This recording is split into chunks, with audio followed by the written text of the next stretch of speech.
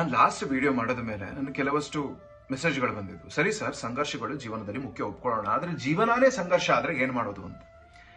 ಏನಾಗುತ್ತೆ, ನಾವು ನರಕದಲ್ಲಿ ನಡ್ಕೊಂಡು ಹೋಗ್ತಾ ಇರ್ತೀವಿ. ಹೋಗ್ತಾ ಹೋಗ್ತಾ ಯಾಕೆ ನಿಂತಿರಲ್ವಾ ನರಕದಲ್ಲಿ ನಡ್ಕೊಂಡು ಹೋಗ್ತಾ ಇದ್ರೆ, ಹೋಗ್ತಾ ಹೋಗ್ತಾ ಹೊರಗಡೆ ಹೋಗೋ ದಾರಿ ಸಿಗುತ್ತೆ. ಇನ್ನೇನು ಹತ್ತಬೇಕು ಅನ್ಬೇಕಾದ್ರೆ ಇನ್ನೊಬ್ರು ಅಲ್ಲಿ ನರಕದಲ್ಲಿ ದಾರಿ ಸಿಗದೆ ಅಲಿತಾ ಇರೋದು ಕಾಣುತ್ತೆ. ನಾವು ಅವ್ರನ್ನ ಕರ್ಕೊಂಡು ಬಂದು ಮೇಲೆ ಹತ್ತಿಸ್ತೀವಿ. ಮತ್ತೆ ನಾವು ಹತ್ತಬೇಕಾದ್ರೆ ಇನ್ನೊಬ್ರು ಕಾಣ್ತಾರೆ, ಮತ್ತೆ ಅದನ್ನೇ ಮಾಡ್ತೀವಿ.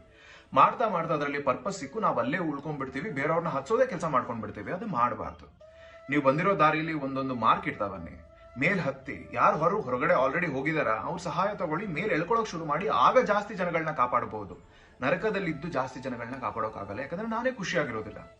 ಸಿಂಹದ ಜೊತೆ ಹೋರಾಡ್ತಾ ಇದ್ದೀನಿ ಅಂತಂದಾಗ ಹೋರಾಟ ಮಾಡೋದು ಅಭ್ಯಾಸ ಆಗಿದೆ ಅಂತ ಸಿಂಹದ ಜೊತೆ ಹೋರಾಡ್ತಾನೆ ಇರಬಾರ್ದು. ಅಟ್ ದ ಸೇಮ್ ಟೈಮ್ ಅಲ್ಲಿಂದ ಹೇಗೆ ಹೊರಗಡೆ ಹೋಗ್ಬೇಕು ಅನ್ನೋದನ್ನ ನಿರ್ಧಾರ ಕೂಡ ಮಾಡಬೇಕು, ಯೋಚನೆ ಕೂಡ ಮಾಡಬೇಕು.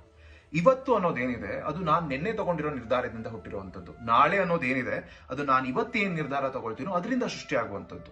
ನನ್ನ ಪ್ರಸ್ತುತ ಪರಿಸ್ಥಿತಿ ಏನಿದೆ, ಸಂದರ್ಭಗಳೇನಿವೆ, ಅವೆಲ್ಲ ಅದರಿಂದ ಹುಟ್ಟಿರುವಂಥದ್ದು. ನಾನು ತಗೊಂಡಿರೋ ತೀರ್ಮಾನಗಳಿಂದ ಹುಟ್ಟಿರುವಂಥದ್ದು. ಅದನ್ನ ನಾನೇ ಸೃಷ್ಟಿ ಮಾಡ್ಕೊಂಡಿದ್ದೀನಿ. ಅದನ್ನ ನೆನ್ಪಿಟ್ಕೋಬೇಕು.